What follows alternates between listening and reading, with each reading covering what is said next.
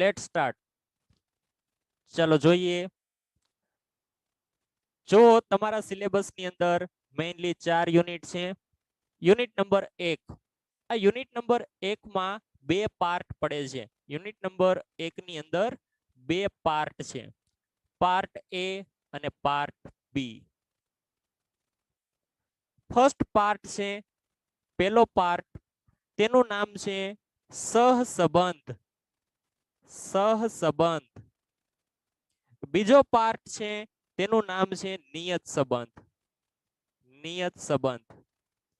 જો આ બંને ચેપ્ટર તમે અગાઉ શીખીને આવ્યા છો ધોરણ 12 ની અંદર, બરાબર? તો આ તમારા માટે ખાસ એટલું બધું અઘરું નહીં પડે, કારણ કે થોડુંક બેઝિક એવું તમે શીખીને આવ્યા છો, બરાબર? આગળ વાત કરીએ યુનિટ નંબર 2 ની. તો યુનિટ નંબર 2, યુનિટ નંબર 2. આ યુનિટ નંબર 2 ની અંદર તમારે શીખવાનું છે ગુણાત્મક સંબંધ. ગુણાત્મક સંબંધ, બરાબર? આ ચેપ્ટર તમારા માટે એબ્સોલ્યુટલી નવું છે, સાવ નવું છે. ત્યારબાદ આપણે જોઈએ તો unit number 3. Unit number 3. Unit number 3 નું નામ છે સામયિક શ્રેણી. શું નામ છે? સામયિક શ્રેણી. આ સામયિક શ્રેણીનું યુનિટ પણ તમે શીખીને આવ્યા છો, એ પણ તમને ખ્યાલ છે, એના વિશે પણ તમે થોડું એવું જાણો છો, બરાબર? ત્યારબાદ જોઈએ જનરલી આ સામયિક શ્રેણી છે એ યુનિટ નંબર 4 છે. આપણે ચેન્જ કરી નાખીએ. યુનિટ નંબર 3 છે એ તમારું સૂચક આંક છે. સૂચક આંક. સૂચક આંક. સૂચક આંકને યુનિટ નંબર 3 કહી દઈએ, બરાબર? હવે જો સિક્વન્સ સાથે તો કાંઈ ખાસ એટલો બધો મતલબ હોતો નથી, બરાબર? યુનિટ નંબર 4, પરંતુ સિલેબસમાં આ સિક્વન્સ આપી છે એટલે આપણે એ ફોલો કરીએ છીએ. બાકી 4 યુનિટ છે, હવે આગળ પાછળ હોય તો પણ ચાલે. યુનિટ નંબર 4, તેની અંદર છે સામયિક શ્રેણી. સામયિક શ્રેણી. ઓકે, ચાલો. અહીંયા જુઓ તો તમને ખાસ અગત્યની બાબત એ જોવા મળશે કે સહસંબંધ, નિયત સંબંધ, સૂચક આંક અને સામયિક શ્રેણી. આ યુનિટ તમે ધોરણ 12 ની અંદર શીખીને આવ્યા છો, બરાબર? એટલે એમનું થોડુંક એવું નોલેજ તો તમારી પાસે હશે જ. સાવ તેના વિશે અજાણ હશો એવું તો નહીં જ બને, બરાબર? એક બાબત અહીંયા એ છે કે ગુણાત્મક સંબંધ છે, આ ચેપ્ટર તમારા માટે એબ્સોલ્યુટલી નવું છે. આ બાબત તમે ક્યારેય શીખ્યા નથી અથવા ક્યારેય તમે સાંભળ્યું પણ નથી, બરાબર? તો આપણે શરૂઆત કરીએ છીએ યુનિટ નંબર 2 થી. ક્યાંથી શરૂઆત કરીએ છીએ? આપણે શરૂઆત કરીએ છીએ યુનિટ નંબર 2.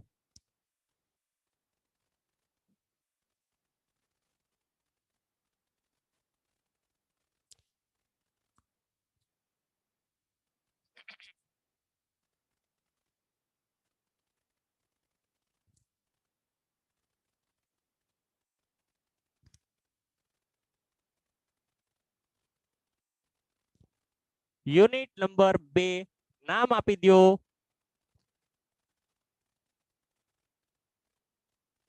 ગુણાત્મક સંબંધ.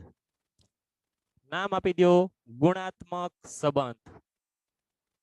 હવે આ ગુણાત્મક સંબંધની અંદર કયા કયા પોઈન્ટ આપણે શીખવાના છે, કયા કયા પોઈન્ટ આપણે શીખવાના છે, એક વખત નોટ ડાઉન કરી લઈએ, નોંધી લઈએ, બરાબર? Point number 1. Point number 1. બે લક્ષણો માટે, બે લક્ષણો માટે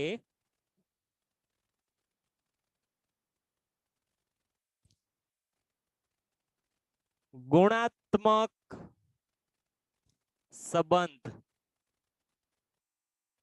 ના,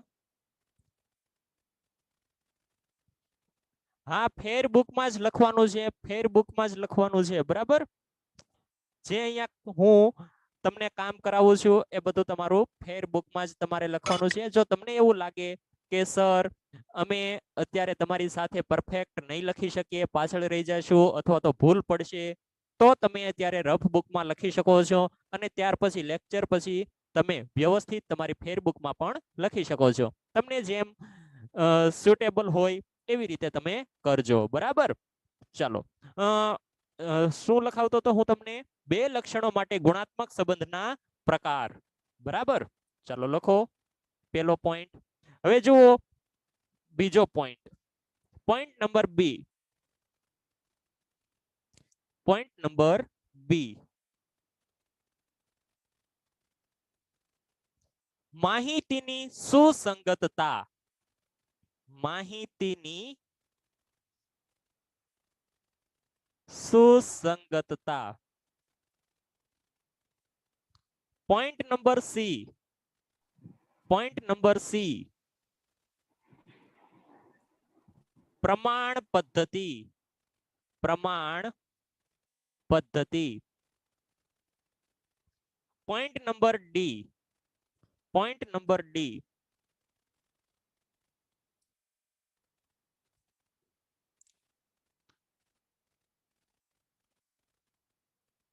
તુલનાત્મક પદ્ધતિ. પોઈન્ટ નંબર ઈ, યુલની ગુણાત્મક સંબંધાંકની પદ્ધતિ. ચલો, આવી રીતે આખું ચેપ્ટર આપેલું છે. બરાબર, તમારા સિલેબસની અંદર આ મેં તમને જે પોઈન્ટ લખાવ્યા છે એ તમારા યુનિવર્સિટીના સિલેબસ અનુસાર લખાવ્યા છે. હવે આપણે જે ચેપ્ટર સમજવાની શરૂઆત કરવાની છે તે ચેપ્ટરને વ્યવસ્થિત રીતે સમજવા માટે આપણે આ પોઈન્ટ પ્રમાણે ચાલવાના બદલે થોડુંક આપણે વ્યવસ્થિત એક્સ્ટ્રા નોલેજ પણ મેળવવું પડશે, તો જ આપણે આગળ સમજી શકીશું. તો હું તમને એક અલગ વે થી શીખવાડવાનો છું.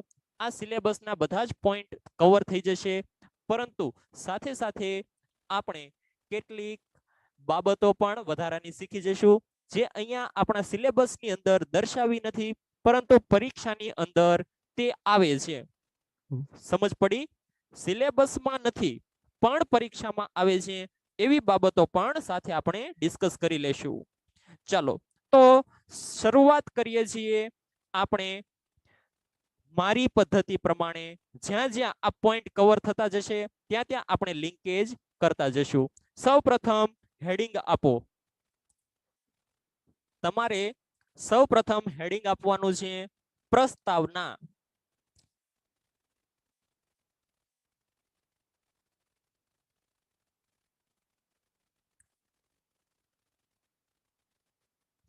હવે જુઓ, થિયોરિટિકલ બાબતો જે હું તમને અહીંયા કહું છું, આ તમામ થિયોરિટિકલ બાબતોને તમારે માત્ર સમજવાની છે. થિયરી તમારે કોઈ રેફરન્સ બુકની અંદરથી ફેર બુકમાં લખવાની છે. એ રેફરન્સ બુક પણ હું તમને બતાવીશ. બરાબર, એ તમને થોડાક સમયમાં મળી પણ જશે. એટલે થિયરીના જે પોઈન્ટ છે એ અત્યારે હું અહીંયા બોર્ડ ઉપર માત્ર સમજાવવાનો જ છું, અને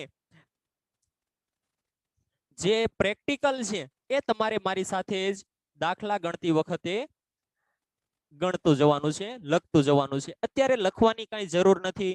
બરાબર, અત્યારે તમારે કોઈ વસ્તુ લખવાની નથી, માત્ર અહીંયા મને સાંભળો અને બોર્ડ ઉપર ધ્યાન આપો. ઓકે, હવે જુઓ, પહેલા તો ફ્રી થઈ જાવ, ટેન્શન ફ્રી, અને મારી સાથે વાતો કરો. સર વાતો કરવાની છે કે ભણવાનું છે? ચલો વાતો જ કરવાની છે. બરાબર, કરો વાતો. વાતો કરો, હું પૂછું છું તમને. બરાબર, તમે મને આન્સર આપજો. તમે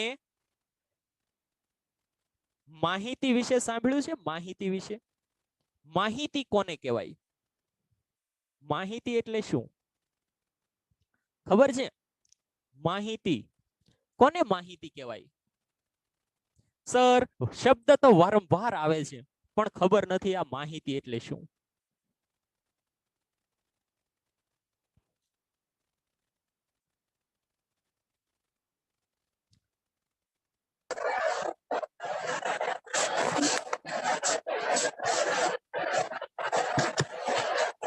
વેરી ગુડ. ઇન્ફોર્મેશન, વિગત.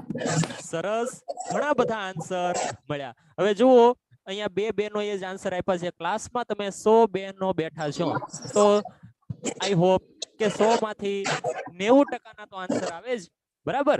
ભલે એક બેને લખી નાખ્યું વિગત, પણ તોય તમને ખબર છે તો તમારે લખવાનું જ છે.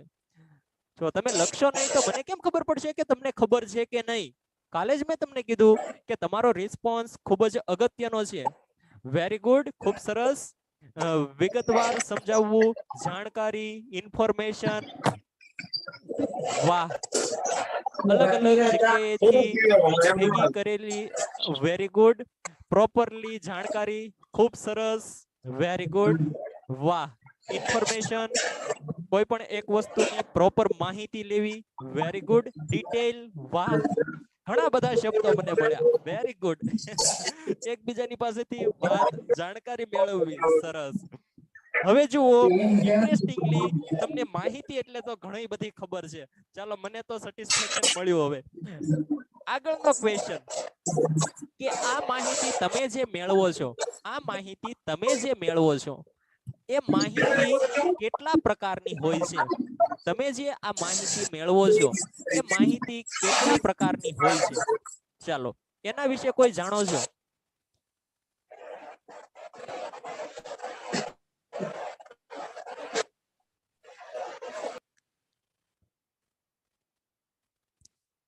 Very good. બે પ્રકારની હોય છે. ક્યાં બે પ્રકાર? ચાલો, તમે કહો છો તો બે પ્રકાર હું અહીંયા પાડી દઉં છું. વાહ, શું વાત છે! સંખ્યાત્મક અને ગુણાત્મક. સરસ. સંખ્યાત્મક અને ગુણાત્મક.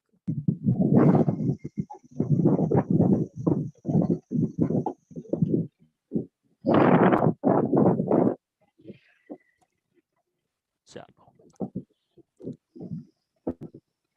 સંખ્યાત્મક માહિતી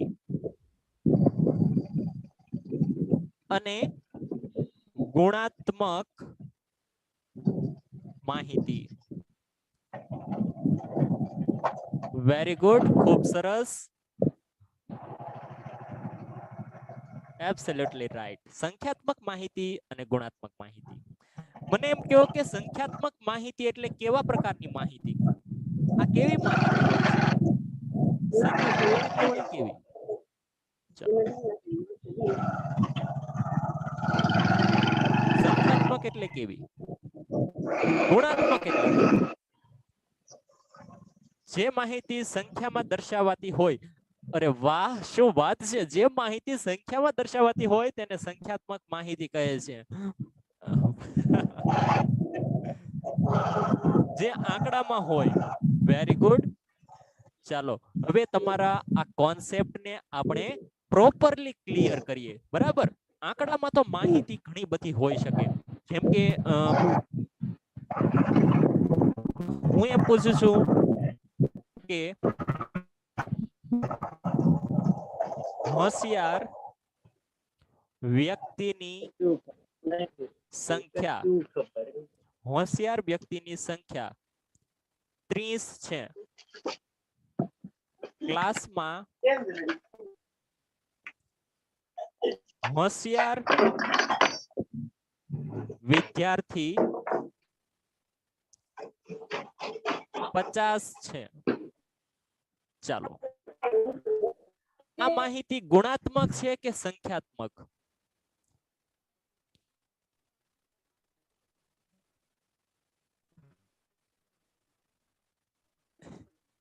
સંખ્યાત્મક અને ગુણાત્મક બંને થાય. બંને. Very good.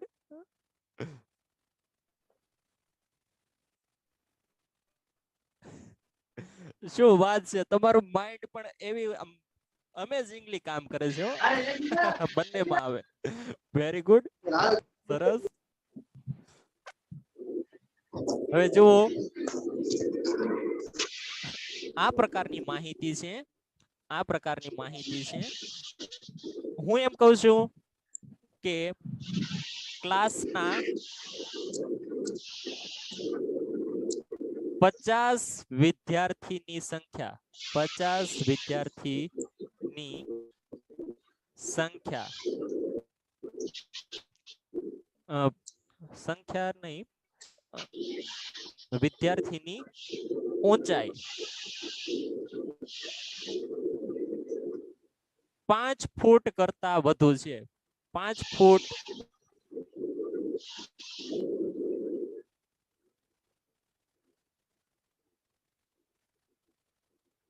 5 ફૂટ કરતા વધુ છે. બોલો હવે આ કેવી માહિતી થઈ?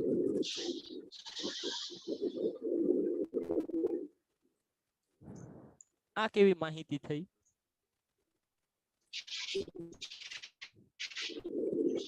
ગુણાત્મક માહિતી. Very good. ચાલો હવે જુઓ, હું તમને એ નથી પૂછતો કે તમને આ ગુણાત્મક અને સંખ્યાત્મક કઈ રીતે લાગી, બરાબર? હવે તમે તમારી જાતે તમારું મૂલ્યાંકન કરજો કે શું હું જે વિચારતી હતી એ સાચું હતું કે ખોટું, બરાબર? તો આપણે અહીંયા બંને કોન્સેપ્ટને ક્લિયર કરીએ છીએ. ક્લાસમાં હોશિયાર વિદ્યાર્થીની સંખ્યા 50 છે.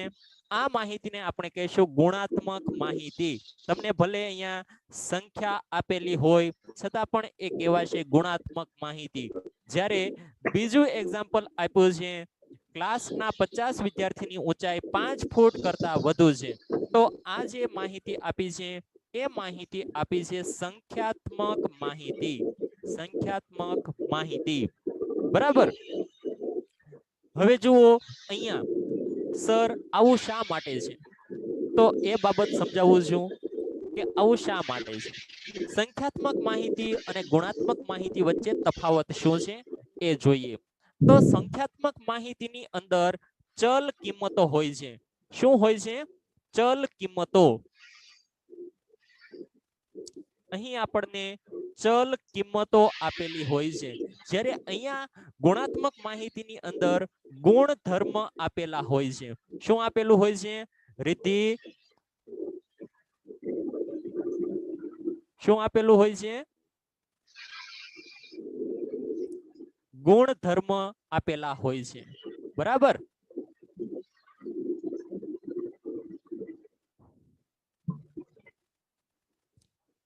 હવે ચલ કિંમત અને ગુણધર્મ એ બંને વચ્ચે શું તફાવત છે? તો ચલ કોને કહેવાય? ચલ કોને કહેવાય? ચલ એ એવી બાબત છે, એવું એક લક્ષણ છે, એવું એક લક્ષણ છે જે માહિતીમાં રહેલા એકમો, માહિતીમાં રહેલા એકમો કિંમતમાં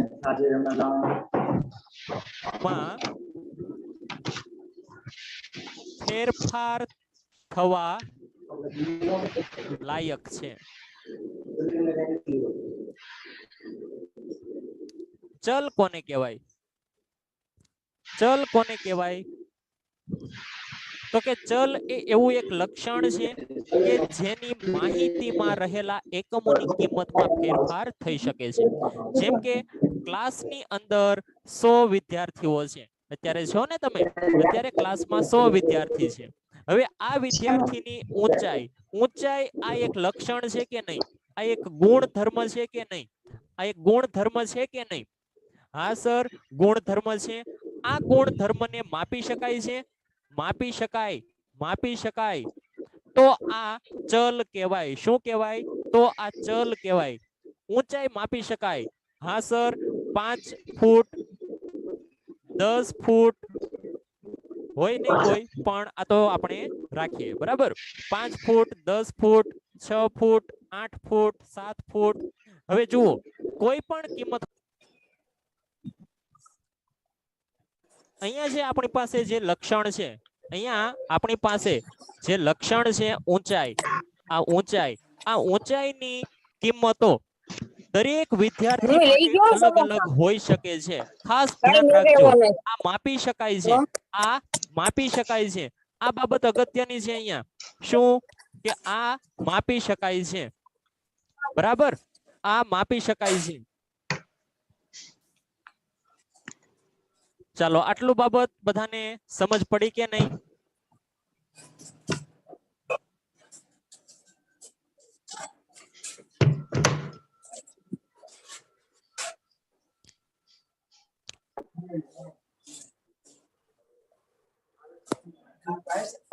ચલો એક વખત ફરીવાર તમને જણાવી દઉં કે સંખ્યાત્મક માહિતી કોને કહેવાય? સંખ્યાત્મક માહિતી એમને કહેવાય કે જેમાં ચલ કિંમતો હોય. જો ચલ કિંમત કોને કહેવાય? ખાસ ધ્યાન આપજો. ચલ કિંમત કોને કહેવાય? તો કે ચલ કિંમત એક લક્ષણ છે. ચલ એ શું છે? એક લક્ષણ છે. ચલ એ શું છે? એક લક્ષણ છે. ચલ એ એક લક્ષણ છે, બરાબર? આ લક્ષણ છે, એ લક્ષણની કિંમતો આપણે માપી શકીએ છીએ. જેમ કે લક્ષણ છે ઊંચાઈ. ઊંચાઈ લક્ષણ શું છે? ઊંચાઈ. તો આ ઊંચાઈને આપણે માપી શકીએ કે નહીં? વ્યક્તિનું કોઈ પણ લક્ષણ હોય જેને આપણે માપી શકતા હોઈએ,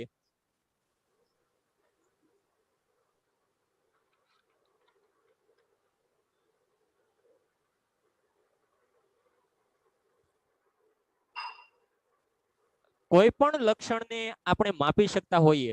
જુઓ આ એક વ્યક્તિ છે. આ એક વ્યક્તિ છે કે નહીં? આ વ્યક્તિનું એક લક્ષણ આપણે લઈએ છીએ, એ લઈએ છીએ ઉંમર. ઉંમર લઈએ છીએ. તો ઉંમરને માપી શકાય? આ એક લક્ષણ છે. ઉંમરને માપી શકાય?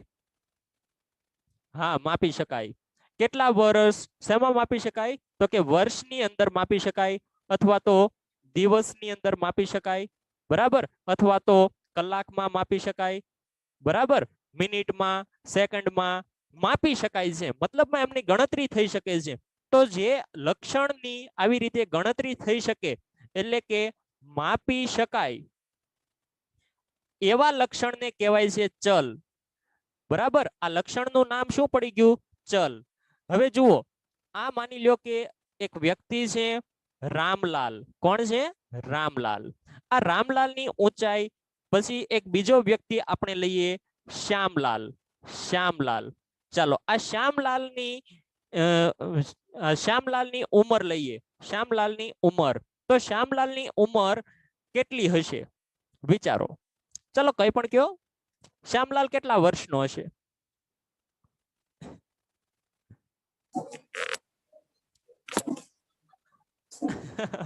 40 વર્ષ. ચાલો 40 વર્ષ.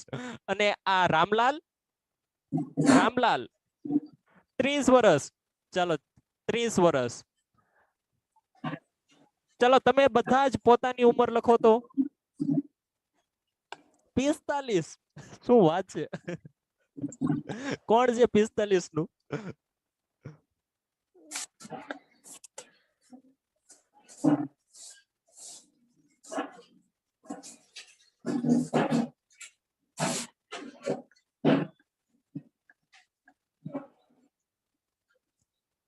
જુઓ તમે દરેક જુઓ તો તમારા દરેકની ઉંમરમાં થોડો થોડો તફાવત જોવા મળે છે.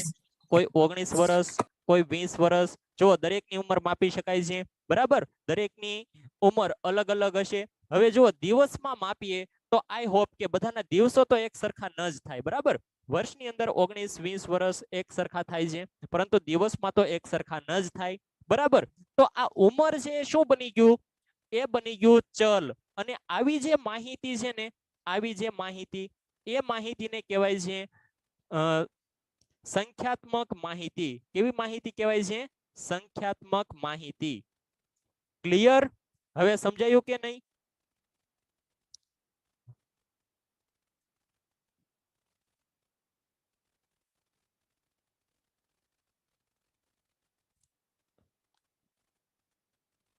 ઈશા સમજ પડી ને કે ન સમજાયું હજી? ઓકે. હવે જુઓ એક બીજી માહિતી લઈએ છીએ અહીંયા. પ્રમાણિકતા. પ્રમાણિકતા આ ગુણધર્મ છે કે નહીં? પ્રમાણિકતા એ આ રામલાલનો ગુણધર્મ કહેવાય કે નહીં? કહેવાય ને? એમનું લક્ષણ કહેવાય કે નહીં? કહેવાય. હા સર કહેવાય ને. આને માપો, પ્રમાણિકતાને માપો. છે તમારી પાસે કોઈ માપવાનું સાધન? માપી શકાય? ન માપી શકાય તો શું કરી શકાય? માત્ર ફીલ કરી શકાય. આપણે ફીલ કરી શકીએ.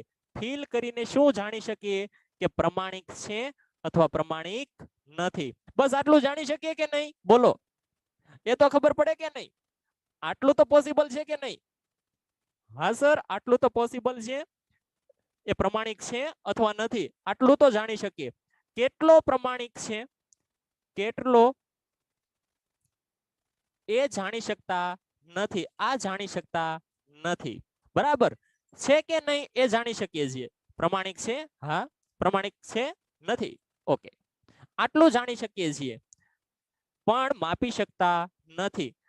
માની લ્યો કે 10 વ્યક્તિ છે. માની લ્યો કે 10 વ્યક્તિ છે. કેટલા વ્યક્તિ છે? 10 વ્યક્તિ. હવે 10 વ્યક્તિમાંથી પ્રમાણિક કેટલા? તો પ્રમાણિક છે 7 વ્યક્તિ પ્રમાણિક અને 3 વ્યક્તિ બિન પ્રમાણિક. અપ્રમાણિક નથી. ચાલો આવું બાયફર્ગેશન તો કરી શકીએ કે નહીં?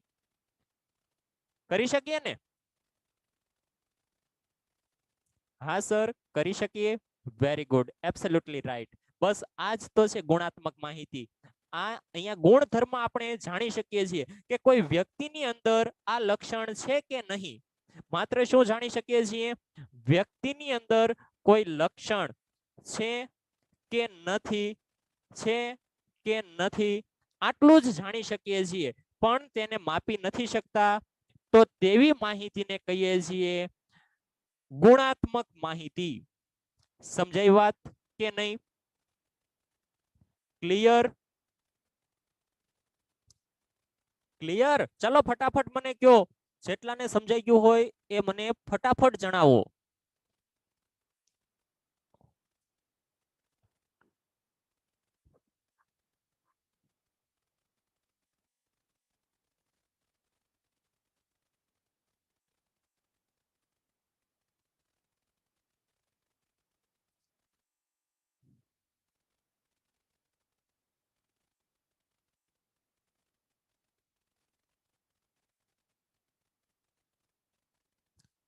ઓકે બસ આપણે આટલું જ અહીંયા સમજવાનું હતું કે ગુણાત્મક માહિતી કોને કહેવાય અને સંખ્યાત્મક માહિતી કોને કહેવાય.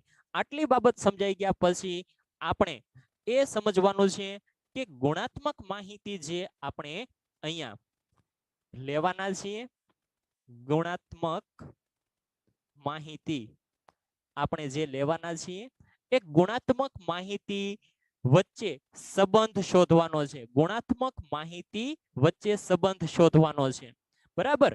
હવે એ સંબંધ કઈ રીતે શોધવાનો છે, શું છે, આખી પ્રોસિજર શું છે, કઈ રીતે સંબંધ છે કે નહીં તે જાણી શકીએ. સંબંધ કેવા પ્રકારનો છે, એ પ્રકારો શું બતાવે છે, આ બધી જ ડિસ્કશન આપણે આવતા લેક્ચરની અંદર કરીશું.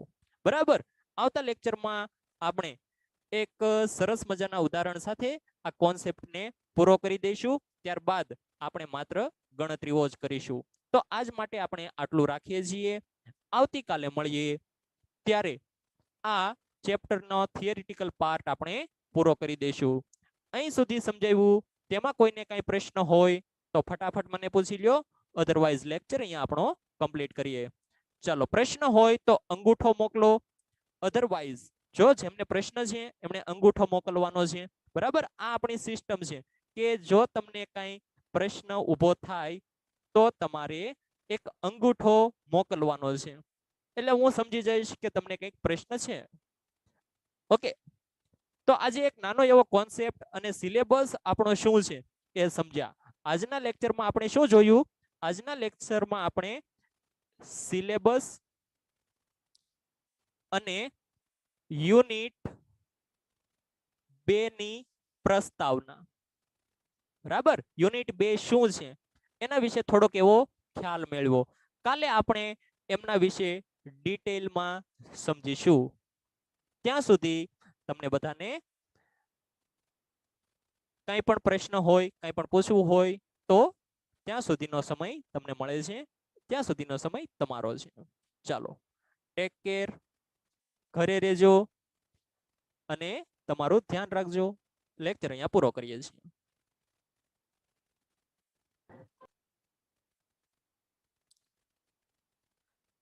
નહીં, આ બાબતો લખવાની જરૂર નથી, બરાબર. આ બાબતો તમે નહીં લખો તો પણ ચાલશે.